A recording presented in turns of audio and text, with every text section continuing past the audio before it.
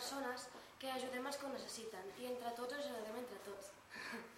Fem activitats com ara preparar les misses o col·laborar i participar en les campanyes que l'escola organitza.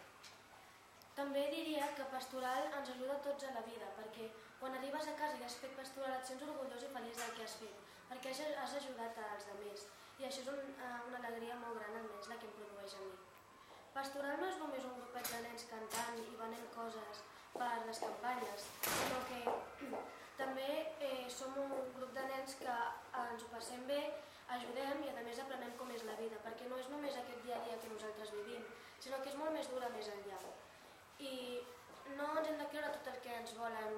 fer creure, perquè no tot és veritat. D'això és el que tracta pastoral, de saber com és la vida. Para mí, yo creo que pastoral es todo aquello que gira en torno a Jesús y lo que fue su palabra, y ya no solo el pequeño grupo o gran grupo, como se pueda llamar, de alumnos que estamos dentro de pastoral con los profesores, sino todas aquellas actividades que se hacen en el colegio, ya sea el cuarto de hora, las misas,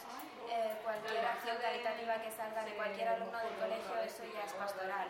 Y en el fondo yo creo que todo teresiano tenemos ese pequeño espíritu caritativo que dijo Jesús y que luego Santa Teresa y San Enrique dieron a conocer y por ello fundaron lo que fueron las teresianas.